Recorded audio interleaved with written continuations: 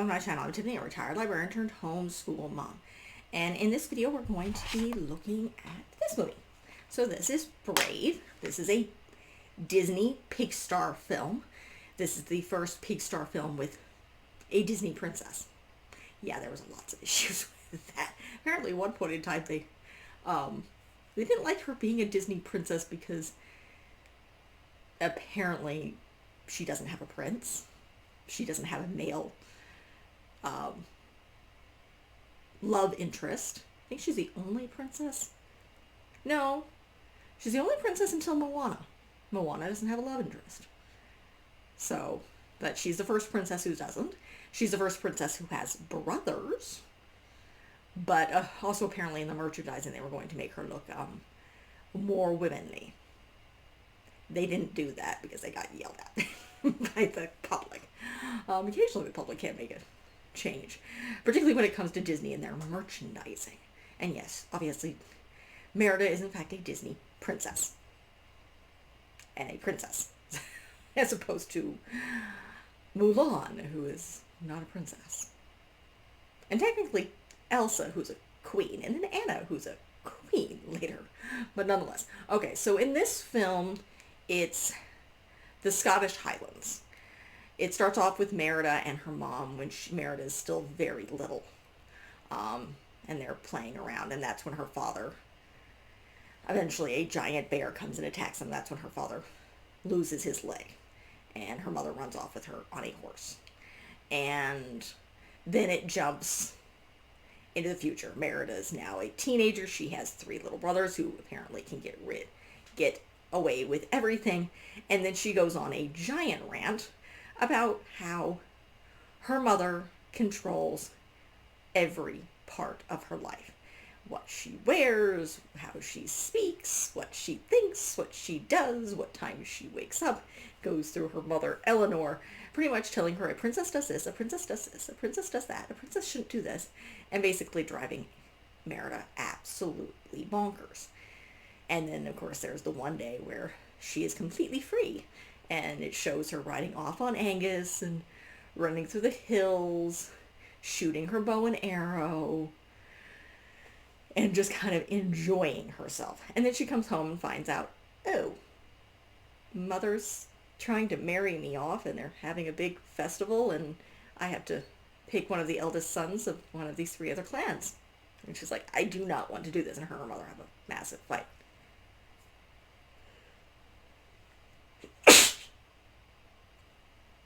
Sorry about that. We've been having our window open because the weather is nice. I'm filming this on the 8th of January. And again, we're in the desert, so the weather is nice. So I've been having one of my windows open, so dust and things. Nonetheless. And it's also cold season. So, alright, back to this. And so the males show up, and there's a lot of arguing, and the men are the clan leaders are boasting about their sons, who it's very kind of obvious that they're lying because their sons are nothing good to look at. Then there's a whole bunch of arguing, and bedlam ensues, and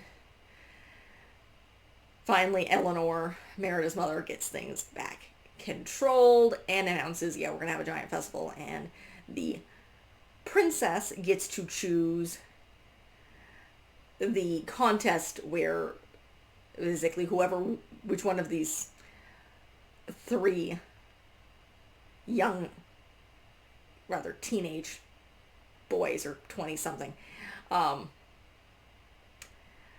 elder sons get to win her hand in marriage. And Merida chooses archery. And then she proceeds to escape, run off, and beat the crap out of them. And yes, they do have a scene where she splits an arrow. Because of course they do. No, this is highly unlikely. But it's a Disney film. It's animation. You can get away with a lot with animation. You also see Merida dressed. Her hair is covered. She's in this very tight, confined dress. So, and they also show apparently when she rips the dress in order to shoot the bow and arrow. Sorry, calico era. That she might be wearing a corset. in the back. I was reading the IMB stuff, which of course she wouldn't be in the wrong time period. She might, however, be wearing some sort of, not necessarily restrained garment, but some sort of support garment. So she might have been wearing stays, but I don't think that was the time period either. Moving on. Highly irrelevant. It only happens once. So she wins. Her and her mother get into a massive fight. Her mother throws her bow and arrow into the fire.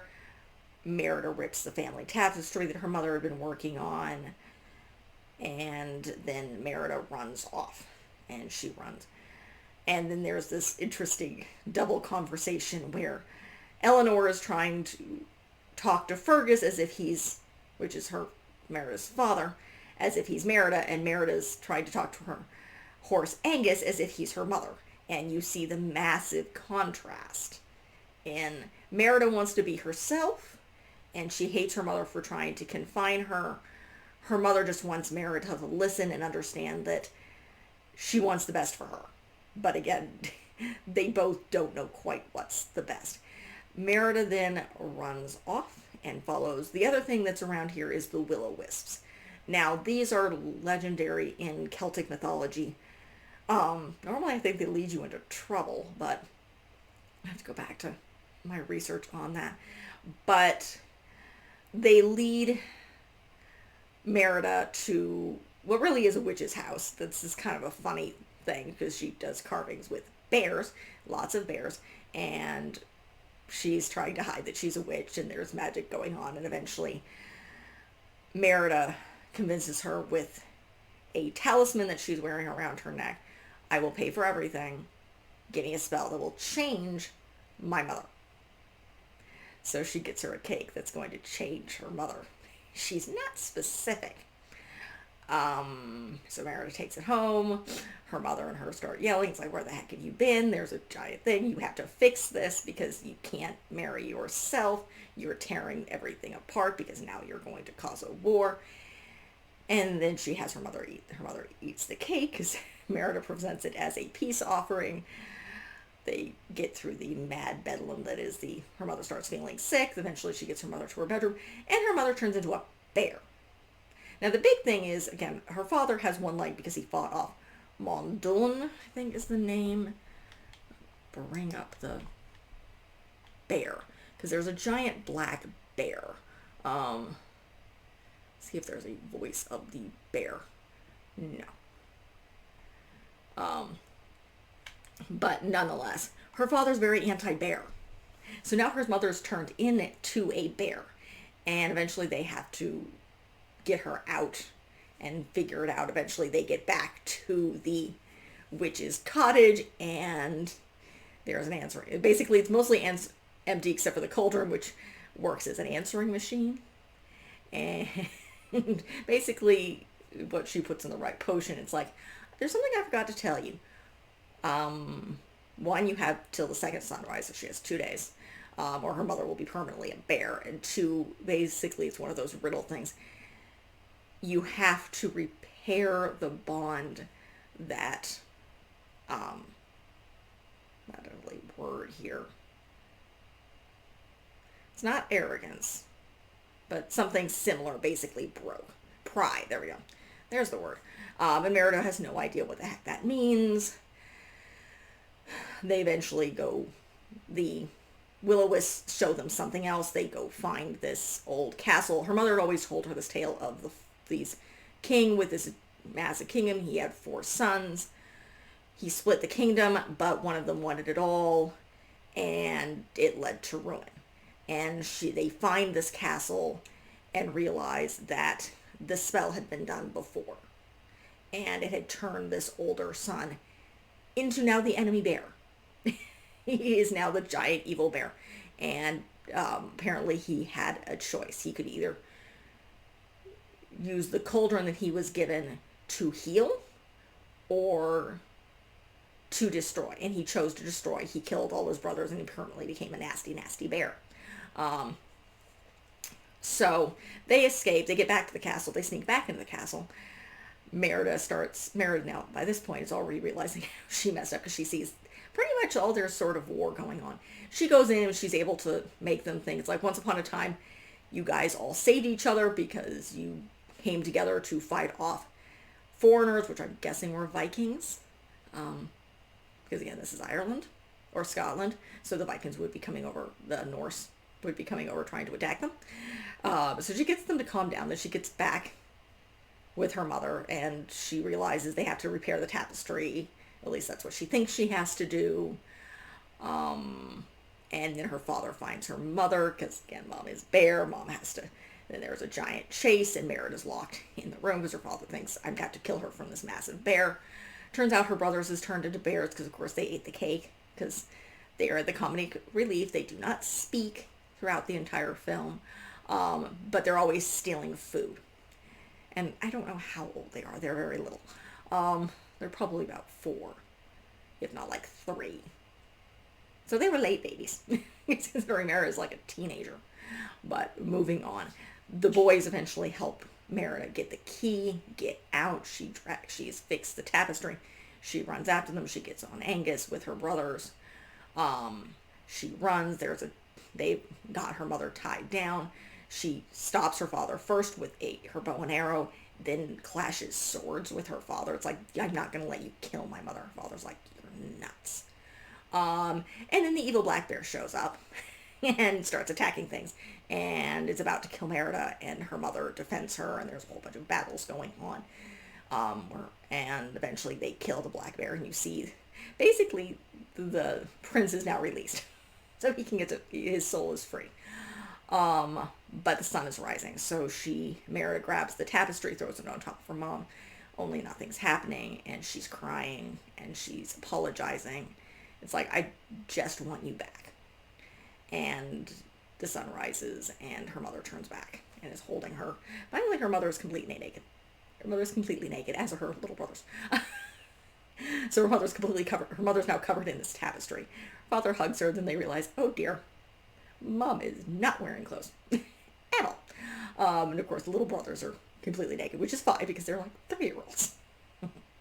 So, nonetheless, and then it kind of ends with the Klansmen leaving, because obviously they've realized, yeah, no, we're gonna put this off for a while.